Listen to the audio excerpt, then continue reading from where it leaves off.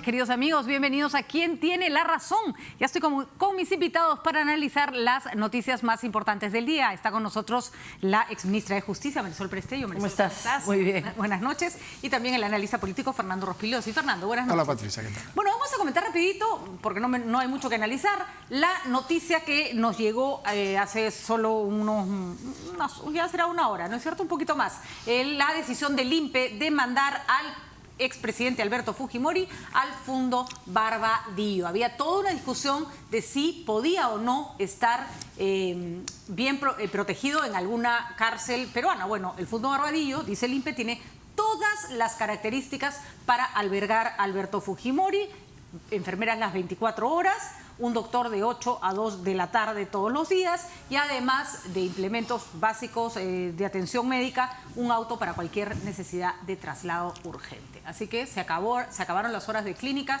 el señor Alberto Fujimori se va a la prisión, de donde salió producto de un indulto que, hay que decirlo, todavía está en revisión. Bueno, era lo que le tocaba, Fernando. ¿O crees que es una decisión exagerada, que debieron dejarlo en la clínica? No, era lo que le tocaba. Lo que yo creo que fue equivocado fue revocar el indulto. El indulto puede haber sido muy discutible. No hay ninguna duda que fue un canje político de Pedro Pablo Kuczynski por los votos de Kenji Fujimori para salvarse de la vacancia. Pero, digamos, el indulto siempre se ha considerado como una potestad del presidente de la República, que puede tomarlo equivocadamente o acertadamente, pero era un derecho que tenía el presidente de la República el de conceder el indulto. Probablemente si lo hubiera concedido en otras circunstancias, un año antes, por ejemplo, no hubiera sucedido lo que sucedió después, pero lo hizo ya de una manera descarada y eso creo que originó no solamente una crisis política, que no lo salvó finalmente de la vacancia, y que derivó en una situación política en que los adversarios del fujimorismo ganaron en todo el terreno. Entonces, recuerden, el momento en que se da el indulto, los adversarios del fujimorismo se transforman en adversarios del keikismo y se alían con Kenji Fujimori. Y entonces ya no les interesaba mucho que Alberto volviera a la cárcel. Pero una vez que logran aplastar y sacar del camino a Keiko y al keikismo y lo pulverizan, ya van por todo, incluyendo la vuelta a la cárcel de Alberto Fujimori. O sea, políticamente esto es muy importante. Los jueces no toman decisiones en una urna, en una cúpula, aislados de la realidad. Esta situación política me parece que ha influido en una decisión que yo no comparto, la de anular el indulto, que como tú has dicho está en discusión todavía, puede revertirse. Pero una vez anulado el indulto, es obvio que le correspondía volver a la cárcel, ya no había otra alternativa. Porque efectivamente la salud de Alberto Fujimori hubiera permitido que de pronto se pudiera solventar, se pudiera argumentar que por temas de salud lo sacabas de la cárcel. Pero al haber esta situación grosera, que generó que se salvara Kuczynski unos cuantos días de la vacancia, pues finalmente no se salvó. Le costó a Kuczynski la presidencia. Alberto Fujimori regresar a la cárcel. A Kenji Fujimori lo sacaron del Parlamento y Keiko Fujimori terminó con el padre preso, el hermano fuera del Congreso y ella terminó también en la cárcel ya como una suerte de derivación posterior al haber perdido todo el peso que tenía. Lo que mal empieza, mal acaba. Este podría ser el ejemplo perfecto, Marisol, perfecto. Y además doloroso, ¿no? Doloroso, porque yo creo que a nadie le puede alegrar una situación así de cualquier persona. La cárcel no es un lugar a donde uno le desee un final a nadie. Yo trabajo cárceles hace muchos años, incluso ahora voy un par de veces al mes a la cárcel y a mí me da mucha pena la situación en la que cualquier persona de más de 70 años pasa en las cárceles peruanas. O sea, imagínate cómo está Lurigancho ahora y Castro con el problema de los desagües en San Juan de Lurigancho. O sea, más o menos dimensiona esto. Sin embargo, la ley es la ley y hay que cumplirla. Yo creo que acá, como ya bien lo ha dicho Fernando, yo no puedo menos que coincidir con él, no con la decisión, sino con que todo este proceso ha tenido un derrotero y ese derrotero te manda que regrese a la cárcel. Era cuestión de simplemente definir cuál era el espacio físico en el que podía tener las condiciones necesarias para no poner su vida en riesgo, que es lo que dice la ley. En ese sentido, bien que lo manden a Barbadillo. Creo que era el lugar que le correspondía. Yo creo que la cárcel no es una venganza y la gente tiene que entender que eso es así, no debió serlo nunca. El problema es que nosotros convertimos un problema jurídico, que era la discusión del derecho del presidente a dar un indulto o no dar un indulto, las condiciones del indulto humanitario, la necesidad de modificar una norma que fue dada en su momento poniendo límites que no necesariamente son los correctos. Pero en fin, todo eso, al politizarse y tomarse de la mano con momentos políticos determinantes, generó lo que estamos viviendo ahora. Desastre. Hay que decirlo porque incluso la salida política que se planteó en algún momento, que las personas con problemas de salud de avanzada edad se pudieran ir a su casa a cumplir con su arresto domiciliario el tiempo que les quedara, lo rechazó ¡tarán! El fujimorismo. O sea, fue una manera de hacer la tarea perfecta para que Fujimori terminara sus días en la cárcel, ¿no? Corrija. El queikismo. Sí, claro. El queikismo, es verdad. O sea, a ellos no les interesaba una salida intermedia, que recordemos, es la que planteó desde el principio Pedro Pablo Kuczynski, que esta salida intermedia de que vaya a prisión domiciliaria por edad, pero que además por problemas.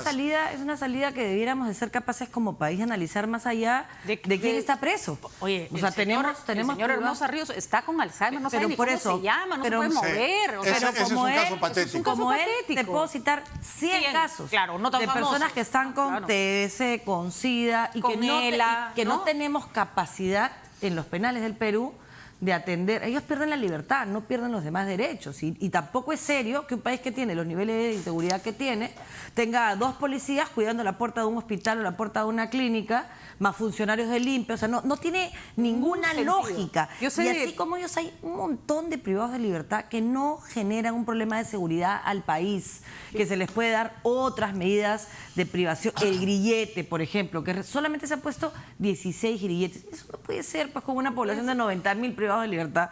Eso es una barbaridad. Y, por ejemplo, yo conozco el caso de una persona que falleció en la cárcel que es verdad, había sido acusada de terrorismo, un delito gravísimo, aunque no era de los cabecillas ni mucho menos, pero tenía esclerosis lateral múltiple. O sea, la persona no podía mover ni los ojos. Y si no era porque el compañero de celda le cambiaba los pañales, esa persona, ya imagínense la situación, y se murió en la cárcel, a pesar de que se hicieron innumerables pedidos de que lo dejaran morir con su familia, punto, se iba a morir igual, ¿no? Entonces en el Perú no hay pena de muerte, ¿no? Uno tiene por qué dejar morir a una persona en prisión por razones formales, hay que cambiar eso. Yo creo que es importante que ahora que lo que voy a decir además no es que no se tome a mal lo que voy a decir, pero lo siento profundamente. Si de algo bueno tiene el hecho de que ahora muchos políticos estén expuestos a la cárcel o la vean tan próxima, es que se empiecen a preocupar por un tema que parece que no existe y existe. Claro. O sea, ministro, sabes perfectamente cómo impacta la inseguridad dentro de los penales en la seguridad fuera de los penales. Porque finalmente la gente de la Policía Nacional del Perú está cuidando los potenciales delincuentes que hay en la calle. Bueno, en el INPE, en teoría, todos son delincuentes. Y eso no es del todo cierto. Tienes un 50% de personas que no tienen sentencia. Tienes 6 de cada 10 que no tuvieron asistencia legal. Muchos de ellos... No hay una política penitenciaria clara. La Comisión Nacional de Política Criminal, que era el camino, se quedó... O sea, tendríamos que impulsarla mucho más. El Congreso debería discutir los proyectos que hay. Hay un proyecto de ley de 97.000 firmas gestionadas por los propios privados de libertad con la Iglesia, con la Comisión Episcopal de Acción Social, para revisar estas situaciones. Y ahora no se va a poder revisar porque, claro, si se revisa, se trata de Fujimori. No se trata de Fujimori, se trata de cientos de personas de tercera edad o de enfermos que le cuestan al Estado mucha plata mantenerlos en condiciones de seguridad y que podrían estar en su casa sin significar riesgo para el Perú, ¿no? Independientemente de Fujimori, gracias al carnaval de indultos del partido aprista que se hizo del gobierno de Alan García, que se hizo de la peor manera, ya no se da ningún indulto. Ni un indulto, lo cual es una barbaridad también, ¿no? Bueno, dan unos pocos, pero en realidad, claro, eso pasaron de dar cientos a no dar ninguno, ¿no? Eso disuade, y como dice Marisol, no hay una política penitenciaria. Y esta historia de la reforma penitenciaria es así como la reforma laboral, toda la reforma del Perú que se viene discutiendo hace 50, 60, 80 años y nunca se llevan adelante. Bueno, el señor Fujimori esperemos que esté, de verdad, esperemos que esté atendido y que esté su salud esté a salvo. Suponemos que el INPE va a tomarse todas los cuidados del caso. Lo cierto es que no va a poder recibir visitas de su hija Keiko porque está presa. Su hijo Kenji ya no es congresista, así que no va a poder entrar y salir de la cárcel como podía antes. Tenía una cantidad de visitas de fujimoristas que ya no sé si los une ese vínculo. O sea, su situación hoy es mucho más dura que antes del indulto. Así es, ¿no? Peor. Bueno, pues en algún terreno se aprende a patadas, es en el terreno político, ¿no? Qué duda cabe. Vamos a nuestro siguiente punto que me interesa muchísimo la opinión de ambos y es lo que ha pasado con la filtración del acuerdo de Odebrecht. Que hay que reconocerlo, todos andamos medio como con sentimientos encontrados con el acuerdo que se firma con Odebrecht. Por un lado, nadie en su sano juicio quiere otra cosa que saber quiénes fueron los corruptos en el Perú. Pero también es cierto que eso no debería ir de la mano de un acuerdo blandengue que favorece a la empresa.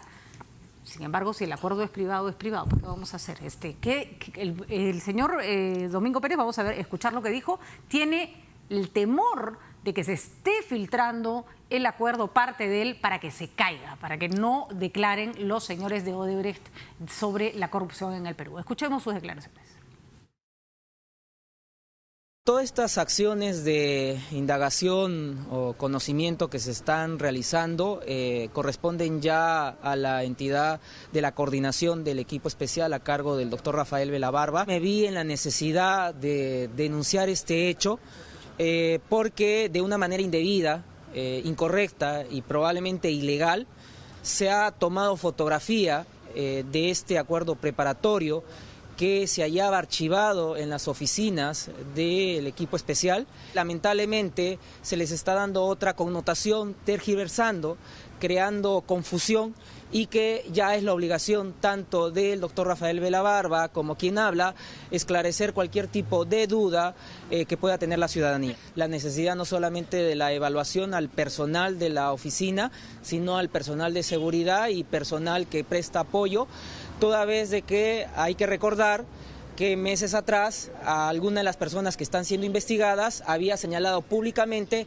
que tenía informantes en la Fiscalía. Se está visualizando un peligro de obstaculización para el éxito de las investigaciones a través de estos actos que se han llevado a cabo. Bueno, ahí está, José Domingo Pérez, entonces tratando de poner alerta sobre el hecho de que se quiere filtrar el acuerdo para que se caiga, y además lo dice con todas sus letras, sí, ¿no? Hay gente que dice que tiene sus informantes dentro de Fiscalía, Chapeza Flora, Alan García, porque no dice el nombre, pero dice claramente las señas, da las señas. ¿Nos preocupamos o no nos preocupamos, Fernando? Yo creo que sí. Bueno, en primer lugar me parece muy cínico el fiscal Domingo Pérez, ¿no?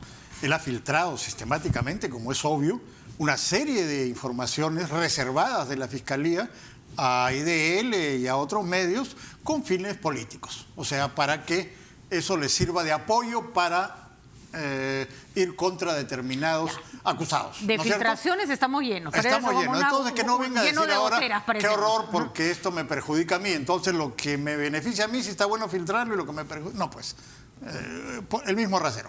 Ahora, cuando se conoce ya lo que es este preacuerdo con Odebrecht, hay cosas que a mí me sorprenden. Concretamente, no se incluye en los 4 casos que han puesto el caso de Irsa Norte, que salió en Hildebrand en sus 3 en el mes de noviembre del año pasado, con información de la Fiscalía. Es decir, que ya había llegado a la Fiscalía peruana de Suiza las cuentas y los montos exactos. Odebrecht pagó $9.975.000 en sobornos por la concesión de la carretera interoceánica. Están las cuentas, los números de cuentas, las transferencias, ¿a quién? A Maiman, que era el testaferro de Toledo. Ojo, mira. Pregunto con ingenuidad, ¿no será que no lo necesitan? ¿Cómo que no lo necesitan? O sea, que no necesitan incluir en el acuerdo porque ya tienen la información necesaria. No, pregunto con ingenuidad, por eso digo. ¿Por qué solamente 4 casos? ¿Por qué no incluyen Interoceánica Norte, que ya está comprobado? O sea, ya llegó la información de Suiza, ya se sabe que pagaron 9 millones. Y ojo, recordamos cuánto dijo Odebrecht que había pagado de sobornos en el Perú, $29 millones, ¿no es cierto? Solamente a cuentas de Maiman, o sea, se supone para Toledo 34 millones, porque eran... Los 20 y tantos. Eran 24.495.000 Interoceánica Sur y 9.975.000 para Interoceánica Norte, y están las cuentas, los desembolsos en el banco suizo. Está toda la información. Que esto lo ha sacado Hildebrand de la Fiscalía. O sea, esta información proviene de la Fiscalía. Ya está claramente. Esto le llegó a los fiscales. Ahora, ¿por qué si esto ya lo tiene la Fiscalía, el fiscal Pérez y los que están a cargo de esto, no incluyen Interoceánica Norte y no dicen, señores de Odebrecht, ustedes no han pagado 29? Solamente acá ya hay 34. Además de los otros casos, todas las cuentas de este señor de Ocitrán, de los de Cuba que está preso, o sea, eso suma ya 40 y tantos millones. Ahora, por último, la reparación civil que están la de los 600 está en base a estos 4 casos. Pero si hay más. Ahora, entonces no debe tomarse la reparación civil. Yo no soy de esos extremistas que gritan, que dicen que se vaya a Odebrecht, que no venga nunca más, que hay que cobrarle 5.000 millones. No, eso es una barbaridad. Hay que llegar a un acuerdo y hay que cobrar una cantidad razonable. Pero tampoco pues que nos vengan a contar historias, ¿no? Eso creo que tiene una explicación, no sé si Marisol la tienes un poco más clara, porque los procuradores estuvieron explicando ese tipo de detalles, porque esto tiene un montón de aristas y no todas las conocemos y no todas las entendemos. Yo creo que en el tema... A mí entender el proceso del acuerdo me ha tomado sido complicado. un par de semanas por lo menos, ¿ah? El tema hablando de distintos actores. El tema de este caso en general de Odebrecht tiene pues implicancias jurídicas inmensas. Enormes. Y tiene además, naturalmente, de parte de nosotros los ciudadanos, que somos los que pagamos impuestos, por fin conciencia de que la plata de la corrupción es nuestra plata, de nuestros impuestos, de nuestras 6 de la mañana, el sacrificio de nuestra familia. Entonces ya, antes pues era la plata de la corrupción, ¿no? Roba pero hace obra, ¿no? Ahora es, oye, ya hemos hecho conciencia por fin que es plata que se hubiera usado para que los tubos de San Juan del Urigancho no se hubieran roto. Vamos haciendo conciencia. Ya sabemos qué tipo de obra se hace cuando hay corrupción de por medio, digamos. Y cuál impacto termina teniendo en nuestra salud, en nuestra educación, en nuestra vida como ciudadanos. Pero yo creo que en el caso de Odebrecht hay varias etapas. Una es el Odebrecht, al que se le descubre hace algunos años el nivel de corrupción que tenía. En la época en la que el caso Toledo, que es el caso del que habla Fernando, ya tenía, sin Odebrecht, pruebas suficientes como para formular acusación fiscal. Acuérdate que habían 2 procesos, el de Hamilton y el de Domingo Pérez, uno con un código, otro con otro código. Uno que era la coima y otra que era el desbalance, hasta que por fin se juntaron. Ese caso está bastante bien consolidado. Entiendo, hasta donde lo dejé, que ya se estaba armando el expediente de extradición para que en algún momento... Los periodos duran en Estados Unidos, lamentablemente, más o menos 4 años para una extradición. Esperemos que este plazo sea un poquito más corto. Panamá fue una excepción, duró 3, 2 y medio, pero digamos, son largos. Y por eso los corruptos del nivel de presidentes o ministros se esconden en Estados Unidos, porque ya saben que tienen una protección o un nivel de garantías judiciales más alto que en otros países, ¿no? Ahora hay algunos... Hay otros después que no piensa un narco a toda velocidad, pues, ¿no? Pero es que los narcos no, porque con los narcos tienen un nivel más bajo. Okay, o sea, ya los ladrones y los delincuentes tipo Orellana saben perfectamente dónde están los paraísos. Pero bueno, entonces este es un proceso que tiene una reparación civil, que la va a tener, que se la van a cobrar a Odebrecht, entiendo que como tercero civilmente responsable, en el que Toledo y quienes están implicados van a tener que asumir su responsabilidad penal y por supuesto el pago de la reparación civil. Para tratar de entender... No se contradice con este acuerdo. Es decir, este acuerdo es sobre 4 casos, pero eso no significa que todos los demás, que yo te aseguro que hay muchos más, vayan a estar, no vayan a ser judicializados. Lo que pasa es que Odebrecht no quiere. Odebrecht ha negociado en lo que se da cuenta que ya no tiene alternativa. O sea, ya aquí ya no me queda otra, o negocio o pierdo. Pero en los que trata todavía de decir, no, mira, ellos mandaron una carta cuando fue lo de gasoducto, diciendo que en caso de gasoducto no había corrupción, no habían actos de corrupción. ¿Y por qué? Porque sabían que todavía no se había podido comprobar ninguno, porque sabían que había una cláusula anticorrupción y porque eso podía tener un costo económico para la empresa mucho más alto que el que finalmente tenía ejecutando la garantía. Entonces, lo que Odebrecht está haciendo como empresa es jugar con la información que da. ¿Eso es terrible? Sí. ¿Es asqueroso? Sí, pero vamos avanzando. Vamos avanzando porque así podemos cercar a los que se han prestado para esas coimas en el Perú, para que también se acojan a la colaboración eficaz y podamos tener más información que pueda comprometer a la empresa en otros temas y comprometer a funcionarios, si lo hubieran ministros, políticos, sin importar de qué partido se trate, porque acá se trata de llegar hasta el final. Lo que nos explicaba el procurador la vez pasada, que le hicimos 500 preguntas que vino a Ampliación de Noticias, tal vez eso ayude a entender, se pide de información sobre determinados casos para las que lo necesitas. Hay otros casos que ya están suficientemente avanzados, pero no quiere decir que no les va a caer indemnización. Totalmente. Y le preguntamos por los que Interocénica Sur, es decir, hay un montón que no están incluidos. Más. Dijo, y por cada nuevo acuerdo habrá nuevos acuerdos de reparación, de plata. Es decir, nos cuesta entender, pero esto no es lo único qué va a pasar con Odebrecht. Es lo primero, es lo primero. Sabemos, porque ya sabemos cómo funciona el Perú. O sea, se hace el acuerdo, todo, y los focos se centran en determinadas cosas y el resto... Ahora es curioso, ¿no? Porque son 4 obras... Yo digo... Esto ya está, ya lo tiene la Fiscalía. Por eso, ¿para qué hacer un acuerdo? No, pero es que además, Odebrecht puede no estar aceptando, Fernando, responsabilidad en eso. Está bien, pero ¿por qué solamente lo que Odebrecht quiere? O sea, esto me parece increíble. No, es que eso no significa que se exima a Odebrecht. Odebrecht quiere solamente aceptar 4 y entonces el fiscal dice, ya está bien. Bueno, pero se le dice, señor Odebrecht, aquí tenemos las evidencias, las pruebas de que usted no está diciendo todo lo que sabe y de que hay más cosas. Pero tratando de entender la lógica de Fiscalía, tratando de entender, de repente, Marisol, corrígeme si me equivoco, un acuerdo es algo que beneficia de alguna manera al culpable a cambio de información.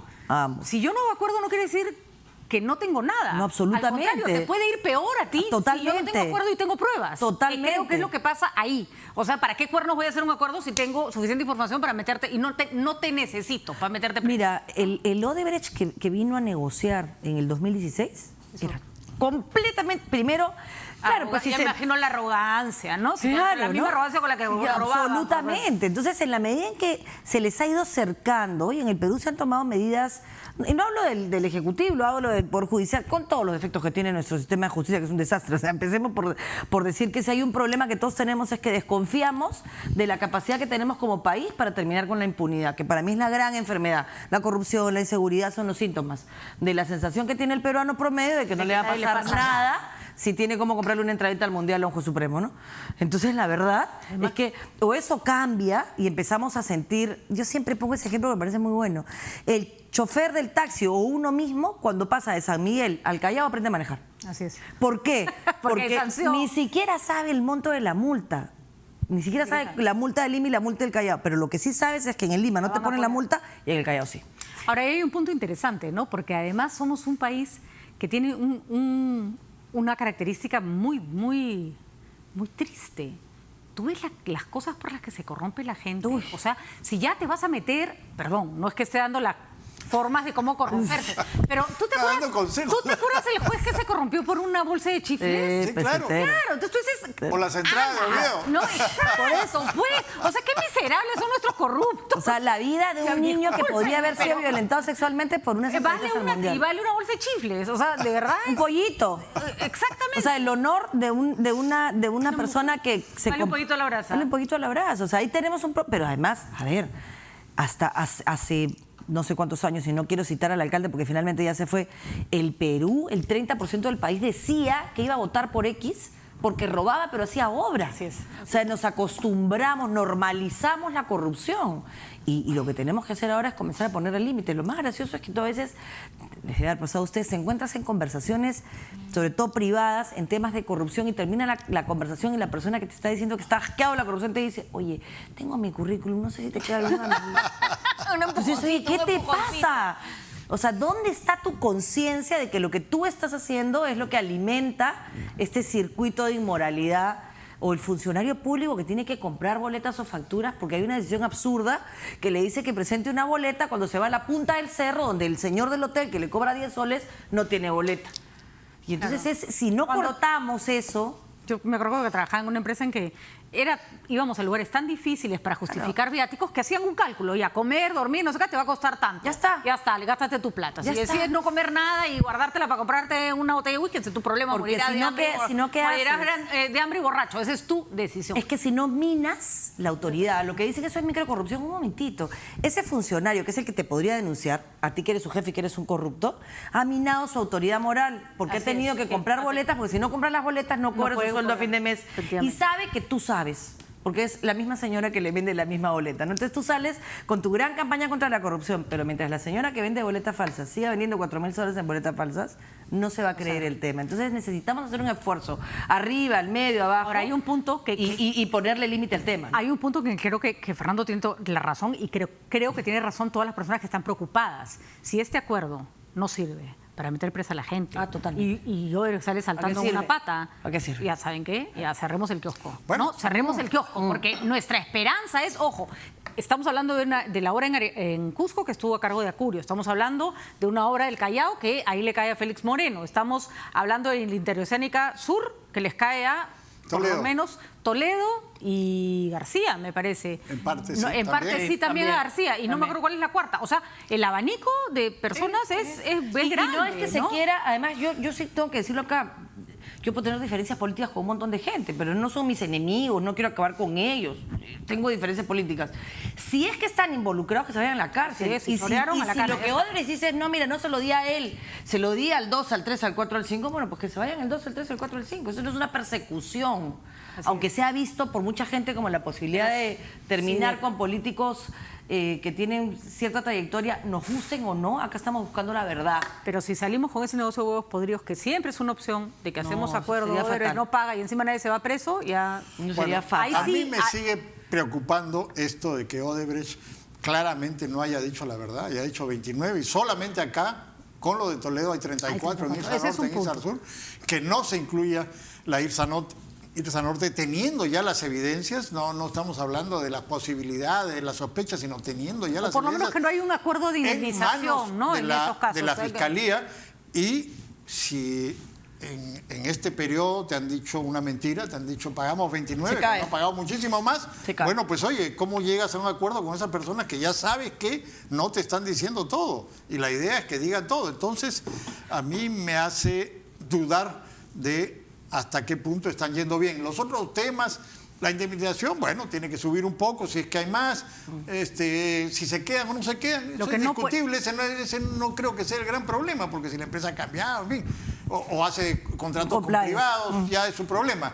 Pero estos temas sí me preocupan y digo, ya están en manos de la Fiscalía y me sorprende que en todo caso la no lo tomen Fiscalía en cuenta. tiene que ser mucho más transparente, ya que no nos cuente qué dice el acuerdo, pero que nos cuente por qué este sí, por qué este no, en qué situación va el caso A, en qué situación va... ¿no? Perdóname, hablan sobre todas las cosas del mundo. Así es. Pero no hablan sobre esto. Y cuando el fiscal de la Nación, que era su jefe, Pedro Chávez, le pide el acuerdo, lo denuncia al fiscal de la Nación por encubridor de Keiko Fujimori, no sé qué vaina. No sé, pero yo a Ya tú odias a Chávez. Yo a Chávarri no he logrado ni pero mi no DNI. puede ser Pero efectivamente, esa es mi posición, ¿no? Pérez a su jefe le diga no me da la gana y encima lo denuncio por haberme pedido simplemente para mirar. Pero no es así, pues. Pero la Fiscalía tiene su lógica. Chávarri no es su jefe y él está impedido de darle incluso al fiscal de la Nación bueno, pero la información todo lo filtraba ahí de él, ahí sí no había jefe. Pero entonces está mal. El ejercicio que hizo tanto el fiscal Vela como el fiscal Pérez hace un mes de explicar este acuerdo y que lo hizo con el ánimo de decir estamos trabajando en esto, cuídennos, debería ser el mismo ánimo que se señalara ahora, ¿no? Y han surgido dudas por 8 páginas de varias cientos, que entiendo que son casi, no tengo el número, pero entiendo que son arriba de 500 folios, dicen que son 1000, no lo sé, pero sé que no son 8, que es lo que se ha filtrado, pero podría perfectamente salir a explicar sin entrar al acuerdo cerrado hasta que este se firme. Particularmente no hay nada en esa filtración, no hay nada nuevo, que no supiéramos, nada que no supiéramos, las obras, el monto, o sea... Exactamente. Parece más como una amenaza, ¿no? De ojo, te puedo sacar. Yo creo que es importante así, ¿no? que se firme. Mira, si el país salió, lo volvió a comentar Fernando y es interesante que se mencione, ¿no? Uno no es más o menos bueno porque sanciona a la persona que me cae mal o que me cae bien. Exactamente. O sea, hay que leer el contenido de la sentencia, el contenido de la acusación fiscal para poder calificar al juez. Y entre Carguancho y Zaguanay se las han pasado pasando de héroe a villano, dependiendo a quién mandaban a la cárcel. Y yo creo que eso... Bueno, hay gente que cambiaba de posición cuando Carguancho mandaba a fulanito. Decía, no, ese es un me pongo el polo, me quito el polo, me pongo el polo, me quito el polo. Al otro dicen, sí, ahí está bien. No, pues así no es. Y hay que analizar, yo creo que si algo ha quedado claro a propósito del caso del juez Carguancho es cuando se dijo, y el juez habla por sus sentencias. No es que me cae bien o me cae mal, tu sentencia se ajusta a derecho, respeta las garantías. Y yo creo que esa es la valoración que tenemos que aprender. Yo creo que el juez está obligado a explicar su sentencia, punto final. Porque eso de que habla por su sentencia, te vas a la sentencia, lee, no nada. Pero explica la sentencia, no expliques el proceso. No, y además, a lo que vamos es, no hagas una valoración yo creo que política de una sentencia. Que haces una sentencia, y no hablo de Carguancho en particular, yo tengo simpatía por Carguancho, tengo que decirlo. Yo creo que es el más arrepentido de haber abierto la boca en el momento equivocado, ¿no? Exactamente. Cometió un error, porque pero si para tú sabes perfectamente que en el nuevo sistema que tenemos, que ya se aplica en el Perú, el juez es un árbitro entre el fiscal y el acusado. Y en este caso el juez estaba diciendo, no, yo trabajo con estos fiscales y yo quiero estos fiscales. Así no es. Cometió un error, lamentablemente, porque yo tampoco tengo nada contra este juez, pero cometió un error y tiene que haber salido. Y el presidente cometió un error peor todavía al meter su cuchara en este tema, Creo porque que no es un opinólogo, pues, tiene poder. ¿Cuántos se van a ir, se han metido en problemas por hablar más de la cuenta? Alan García, yo tengo mis informantes en fiscal. Cállate, pues, hijo. Un error ¿no? también. Cállate, porque después cuando te metan preso, ¿no? ¿Qué tal si te callas? Hay un libro muy bueno que se llama El arte de callar, de la Banda Inoue. Tendríamos que empezar. Es que de verdad, la gente se para metiendo en problemas. Regalaron un montón de cosas. De verdad, y es de 1800, o sea que hace varios Imagínate siglos. de cuando la gente dice lo que no Habla debe. tonterías, ¿no? Antes de que se vayan, quiero que, porque viene Julio Arbizu para hablar con nosotros sobre el caso Telefónica, me importan Súper interesante. dos opiniones suyas al respecto de dos temas puntuales. Está claro que la señora Jenny Vilcatoma le va a revisar al presidente Vizcarra hasta las notas del kindergarten, o sea, Y está el bien. presidente Vizcarra creo que es consciente de que está en la lupa. ¿Estamos de alguna manera blindando demasiado a Vizcarra en vista de que él representa la lucha contra la corrupción y hay gente que no quiere que se le diga ni que se le investigue nada?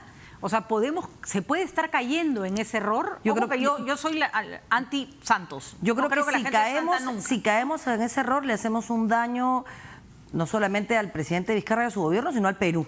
Yo creo que nadie, y mientras más poder tengas, más sometido al escrutinio público, debe pensar que está blindado.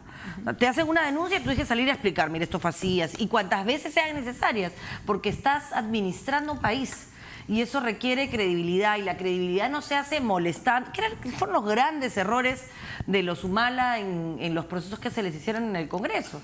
Tú tienes que ir y enfrentar, y no vas a esperar el aplauso cuando sabes que la composición del Congreso es una composición que te es adversa. Tú le estás explicando a través del Congreso al país. Si el gobierno, este gobierno, espera continuar teniendo el respaldo ciudadano que tiene que darle al país todas las explicaciones que y si se le piden. dijiste que no le habías contratado con IRSA, sino Sales con y Odebrecht, explicas. entonces te disculpas por La poca precisión, la falta que de... acabas de decir. O sea, insiste O sea, en hasta una yo mentira. sabía que la carretera la había hecho Odebrecht y no contratado con ellos, y si me decías con IRSA no sabía de qué me estabas hablando. No, es absolutamente imposible Es que ridículo. una pequeña empresa de provincias contrata con un consorcio gigante y no sabe quiénes son los socios. Pues sí, Que son las empresas más poderosas del Perú, Odebrecht, Graña y Montero, ¿no? Te juro, es imposible. Te juro, Pero además Fernando, que yo siendo periodista no me acordaba que el consorcio se llamaba con IRSA. Con IRSA. Sí me acordaba Que era la Odebrecht. empresa más importante era Odebrecht metida en ese asunto. Pero ¿no? además, el otro tema, que es un error muy grave, ese sí es un error grave, es no haber renunciado a su empresa, haber seguido siendo vicepresidente y gerente de operaciones de la empresa, siendo ministro. Y las respuestas que da son absurdas, ¿no? Ah, no, el ministro es un cargo temporal. O sea, imagínate que el ministro del Interior sea el gerente de una empresa de seguridad. No puede ser, pues. El ministro de Transportes no puede ser el vicepresidente, copropietario y gerente de operaciones de una empresa que hace construcciones, que está en ese rubro. Ese es un error. Ahora, no es un error, tampoco eso lleva a que se le plantee una acusación para que se vaya ahorita. No, Además, ya no procede. el 28 de julio de 2021 se verá ese tema. Exacto. Porque ya Ahora, el país ha tenido suficiente inestabilidad Como para con generar- la caída de PPK para meternos en otro problema así, a menos que le dispare a alguien y lo mate. Bueno, pero si no comete un delito así o si no se lo descubre un delito así, esto tiene que discutir en su momento. Pero eso nos da una idea de que no es pues ese gran líder puro y limpio que siempre dice la verdad que se plantea. Nadie es infalible, nadie es infalible. Y más vale que aterricemos a nuestros líderes para que sepan que son humanos. Pero eso ya se ¿no? estaba haciendo, había un endiosamiento ya en la salvación del Perú. No es así, pues. Y tampoco es un así. demonio. No, tampoco es un demonio. Yo creo que ha hecho bien dos Tampoco es un cosas y demonio. espero que ese sea su discurso en estos años. Primero decir, oye, no voy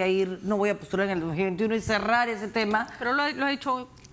Él sí ha sido claro y tajante en eso. Sí. Hay que reconocerlo. Por No eso era lo como Nadine que por decía, eso. estoy en mi agenda. Eso es lo primero que es importante. Porque si estás gobernando en la espera, ya eso está pésimo. Eso es pésimo. Eso es lo primero. ¿Saben qué? Yo no voy a ir. Déjenme terminar mi gobierno hasta esta época. Y lo segundo, decir investiguenme. Porque la comisión investigadora sí puede hacerse porque es respecto de la empresa en la que él tuvo. Y además que vaya al Congreso y que explique todo lo que tiene que explicar y que no vaya con una portátil y con un séquito como hicieron de Ollanta y Nadine. Por favor, no solo ellos. O sea, Varios. se acostumbraba a hacer un circo. Vas con toda humildad, explicas para el país y te vas a tu casa. Y sigues. No, y además si te maltratan los congresistas, los que van a quedar Todo pésimos eso son suma. ellos. Exacto. Y él otra vez va a ser un héroe.